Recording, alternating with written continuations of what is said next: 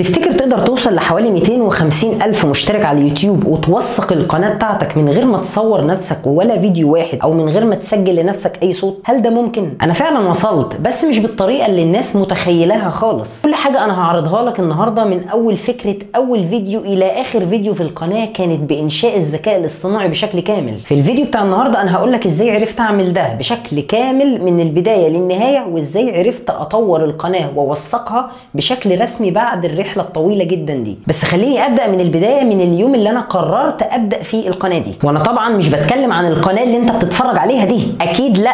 الناس اللي عارفاني من زمان عارفه ان انا كان عندي محتوى تاني ووثقت القناه من قبل بدايه الذكاء الاصطناعي اصلا. احنا جايين نتكلم عن قناه حديثه النشاه قدرت توصل للرقم ده وقدرت توثق القناه، والموضوع ما كانش صعب خالص. النهارده احنا هنمر ب5 مراحل، لو اتبعت المراحل دي مرحله مرحله هتملك قناه بعد الفيديو ده ناجحه جدا عن طريق الذكاء الاصطناعي. المرحله الاولانيه هو استخدام الذكاء الاصطناعي في التحضير والتخطيط. طبعا انت مش محتاج تسمع مني ان من افضل الطرق بتاعه التحضير والتخطيط عن طريق الذكاء الاصطناعي هي ادوات زي شات جي بي تي وزي جيميناي في انتاج الافكار وصناعه المحتوى، لان احنا اتكلمنا على النقطه دي باستفاضه شديده. بس لو انت اول مره تشوفني فخليني اقول لك ان شات جي بي تي او جيميناي هم من افضل المواقع الممكنه اللي انت تقدر تعمل بيهم افكار. خلينا نروح لشات جي بي تي ونقول له هات لي فكره قناه يوتيوب اجنبيه تقدر تحصد الاف المشاهدات والمشتركين من غير ما اظهر بنفسي او من غير ما اسجل صوتي، وخلينا نشوف النتيجه. وطبعا المجال اللي انا اخترت خلاص اشتغل فيه لازم هيبقى عندي منافسين، فعشان انجح في المجال بتاعي انا محتاج احلل المنافسين بتوعي واقدر اتغلب عليهم. فانا عشان اتغلب على المنافسين بتوعي واحللهم انا محتاج موقعين بيستخدموا عن طريق الذكاء الاصطناعي، زي موقع نوشن اي اي وموقع جلابس. الموقعين دول من افضل المواقع اللي انا ممكن استخدمهم في تحليل المنافسين. وطبعا جوجل ترندز يعتبر من افضل المواقع اللي جوجل بيديها لك، اللي تقدر تجيب بيها نوعيه مواضيع ليها علاقه بالذكاء الاصطناعي في التخصص اللي انت اخترت تشتغل فيه. رقم 2 الذكاء الاصطناعي في صناعه الفيديوهات والمحتوى. خلينا نفترض ان انت اخترت اي مجال تشتغل فيه، وليكن مثلا مجال النجاره مثلا، انت قررت ان انت هتصنع محتوى في المجال ده، ولكن للاسف انت ولا عندك ورشه ولا عندك معدات ولا عندك حتى مكان ولا عندك حتى معدات تصور بيها. لو انت ما عندكش كل ده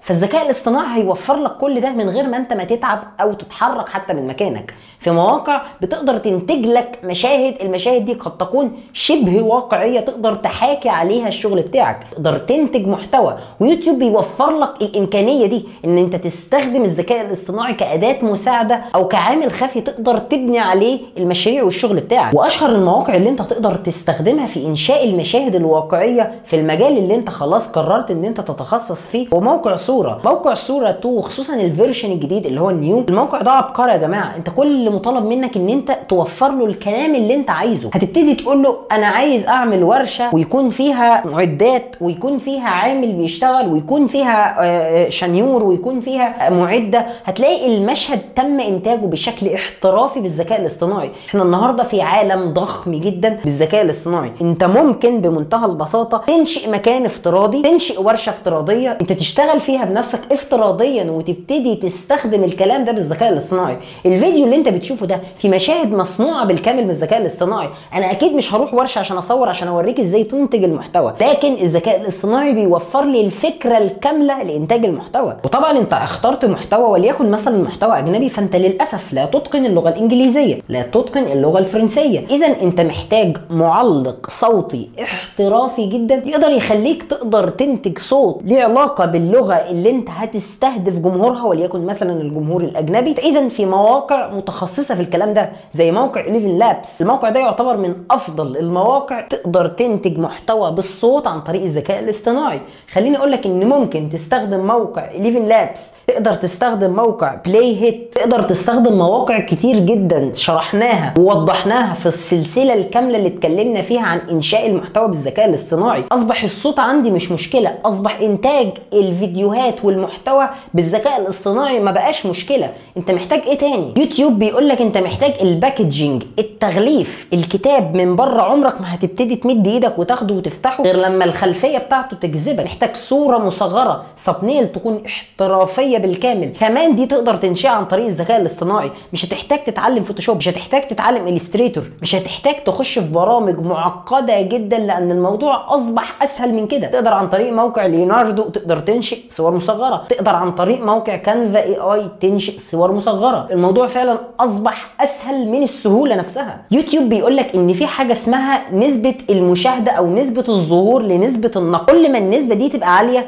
كل ما النسبة دي ترتفع عن 10% وتوصل وتقرب ل 20%، كل ما الفيديو ده لما ينزل هيضرب ويكسر الدنيا. لان انت لما تبتدي تخلي الفيديو بابليك عام، تبتدي تنشره، يوتيوب بيبتدي يعرض الفيديو بتاعك، بيبتدي يعرض الصورة المصغرة بتاعتك، بيبتدي ينزل الفيديو بتاعك في الصفحة الرئيسية ليوتيوب لكل المستخدمين اللي شاهدوا القناة بتاعتك قبل كده. نسبة ان اي حد ينكر على الفيديو بتاعك بتعتمد اعتماد كامل على الصورة المصغرة. خلينا نقول ان هي 90% بتعتمد على الصورة المصغرة. فانت كل ما الصورة المصغرة بتاعتك تبقى احترافية معمولة بالذكاء الاصطناعي وفيها عنصر الاتقان، كل ما نسبة النجاح فيها تكون عالية جدا. تالت حاجة الذكاء الاصطناعي في التحليل والتطوير. لازم تبقى عارف ان الذكاء الاصطناعي هو العنصر الخفي والمساعد المفيد ليك في المجال بتاع الاونلاين. لازم تبقى فاهم ان هو اللي هيقدر يحلل لك منافسينك بطريقة احترافية جدا. يعني وليكن مثلا انت ليك منافس، المنافس ده عنده في قسم البابليك فيديوهات، الفيديوهات دي فيها مشاهدات كويسة جدا. ابتديت انت بصيت على 3-4 فيديوهات، في فيديو من الفيديوهات دي عجبك، انت عايز تحلل الفيديو ده، عايز تعرف الفيديو ده ليه جاب فيوز، عايز تعرف الفيديو ده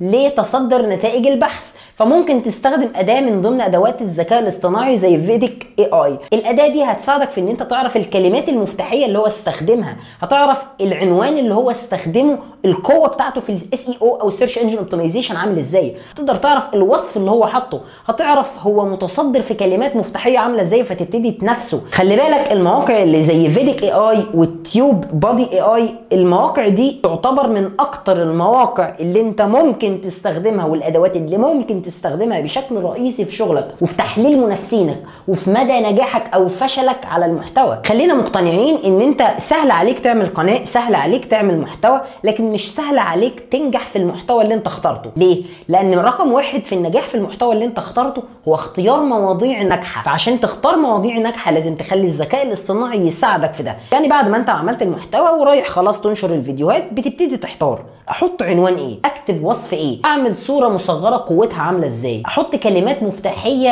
اقدر استهدف بيها الجمهور بتاعي ازاي. كل ده ممكن الذكاء الاصطناعي يساعدك فيه. ممكن اداه زي اداه فيديك اي اي او اداه زي اداه تيوب بادي اي اي، الادوات دي ممكن تساعدك جدا في اختيار عناوين احترافيه للفيديوهات بتاعتك. لو انت كتبت العنوان هتلاحظ ان الاداه بتساعدك تحسن العنوان، بتساعدك ان انت تبتدي تحط عنوان متوافق اكتر مع اس اي او. زمان عشان اي حد ينجح على يوتيوب كنا بنقول له لازم تتعلم اس اي او سيرش انجن اوبتمايزيشن او تهيئه الفيديوهات بتاعتك لمحركات البحث. ليه؟ عشان تبتدي تحط عناوين قويه، تكتب وصف احترافي، تختار كلمات مفتاحيه انت اللي تتصدر فيها او تنافس حتى اقرب منافسيك. لكن النهارده ادوات الذكاء الاصطناعي وفرت عليك كل ده. انت كل اللي عليك بتكتب العنوان، بتلاقي الاداه ساعدتك وحطت لك افضل عنوان ليك، بتحط لك وصف يكون احترافي له علاقه بالعنوان اللي انت حطيته، بتديك وبتوفر لك كلمات مفتاحيه انت قادر تنافس عليها. وطبعا في مواقع جوجل بيدعمها زي شات جي بي تي وجيميناي بيساعدوك كمان تعمل الكلام ده. زي مثلا شات جي بي تي لو انا وفرت له عنوان وقلت له اكتب لي عنوان جذاب او جيد عن العنوان ده وانا اساسا معايا عنوان جيد، هتلاقيه حط لك بدل العنوان 10 عناوين. وهتلاقي جيميناي كمان عمل لك نفس الشيء بالظبط. وطبعا جيميناي فيجن برضو يقدر يحلل لك الفيديوهات القديمه ويشوف اكتر الفيديوهات اللي نجحت ويساعدك تربط المحتوى القديم بالمحتوى الجديد، والكلام ده مهم جدا. وطبعا من غير تسويق انت فاشل، وده اللي هيودينا للمرحله الرابعه، الذكاء الاصطناعي في تسويق نفسك وتسويق قناتك وتسويق محتواك. لازم تعرف ان ده يعتبر اهم شيء. التسويق هو العنصر المفقود دايما في الحلقه الفاشله بتاعتك. لو انت شايف نفسك فاشل ومحتواك مش بيتشاف، فانت لازم تعرف ان انت سوقت لنفسك غلط. التسويق هو العنصر الاهم. ازاي تقدر تسوق لنفسك عن طريق الذكاء الاصطناعي؟ وطبعا في مواقع اساسا الفكره الرئيسيه بتاعتها هي تحويل الفيديوهات الكبيره بتاعتك لريلز صغيره. بتبتدي تعمل لك نسخه مختصره من الفيديوهات بتاعتك، تصغر لك الفيديوهات وتخليها شيقه وتقدر الفيديوهات القصيره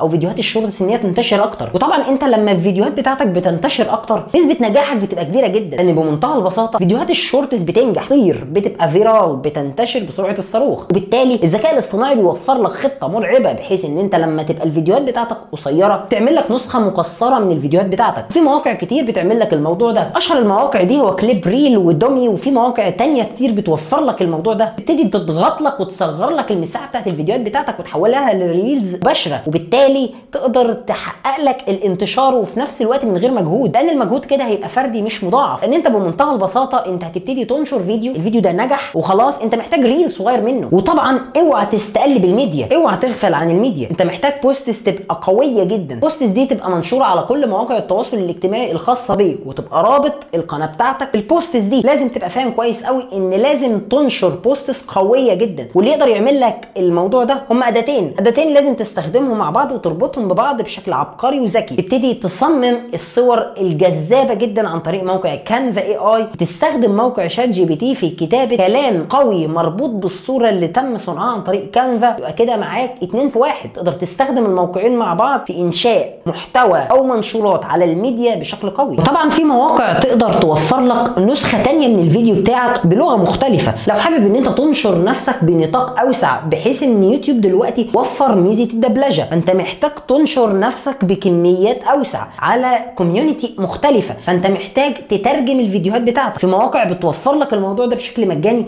برضو عن طريق الذكاء الاصطناعي، ودول اشهر موقعين بيعملوا كده. خامسا الذكاء الاصطناعي في توسيع القناه وتطوير المحتوى. خلينا مقتنعين ان الذكاء الاصطناعي ممكن يعمل لك كل حاجه، ممكن يعمل لك جدول لاوقات النشر، ممكن يحلل لك جمهورك ويعرف افضل الاوقات اللي جمهورك بيكون موجود فيه. يعني وليكن مثلا انا نشرت 4 فيديوهات، فيديو نشرته الساعه 9، فيديو نشرته الساعه 7، فيديو نشرته الساعه 5، فيديو نشرته الساعه 2، فيديو نشرته الساعه 12. اديت الاحصائيات بتاعت الفيديوهات بتاعتي للذكاء الاصطناعي، اديتها لشات جي بي تي وقلت له حلل لي كل فيديو حقق نجاح بشكل عامل ازاي. هتلاقي ان شات جي بي تي بيقول لك ان افضل توقيت لنشر الفيديوهات بتاعتك هو كذا. يبقى لازم تفهم ان شات جي بي تي او الذكاء الاصطناعي من جيميناي ممكن يوفر لك اسلوب وطريقه جديده تقدر تستخدمها في تطوير القناه بتاعتك وفي اوقات النشر بتاعتك. في عباره شهيره لاينشتاين بتقول اذا توقف العقل فابدا بالنقد. يعني ايه؟ ازاي استخدم الكلام ده؟ يعني خلي الذكاء الاصطناعي لما انت تعجز عن كتابه المحتوى وانشائه وكتابه السكريبت، يكتب لك سكريبت الحلقه، خليه يقسم لك الحلقه سكريبت ويبتدي يجزئها لك. هتبتدي تنطق الكلام اللي شات جي بي تي بيكتبه لك، هتبتدي تنطق الكلام اللي شات جي بي تي كتبه لك بسكريبت احترافي، انت مش محتاج تعمل غير كده. هو اصبح الذكاء الاصطناعي بيوفر لك كل شيء، هو وفر لك كل الادوات، كل سبل النجاح اللي تقدر تقرا منها حتى المحتوى بتاعك. واخيرا وليس اخرا، النقطه الاهم والنقطه المفقوده والحلقه اللي تقدر تكمل بيها السلسله. خلي بالك لو ما عندكش معدات، ما عندكش ميكروفون، ما عندكش كاميرا، ما عندكش معدات كامله للاضاءه، ما عندكش استوديو كامل، انت نفسك بتتكسف من الكاميرا، الذكاء الاصطناعي يقدر يوفر لك شخصيه افاتار، شخصيه افتراضيه في قنوات مبنيه بالكامل عن الموضوع ده، قنوات ما بتطلعش بنفسها، ما بتستخدمش فيس كام،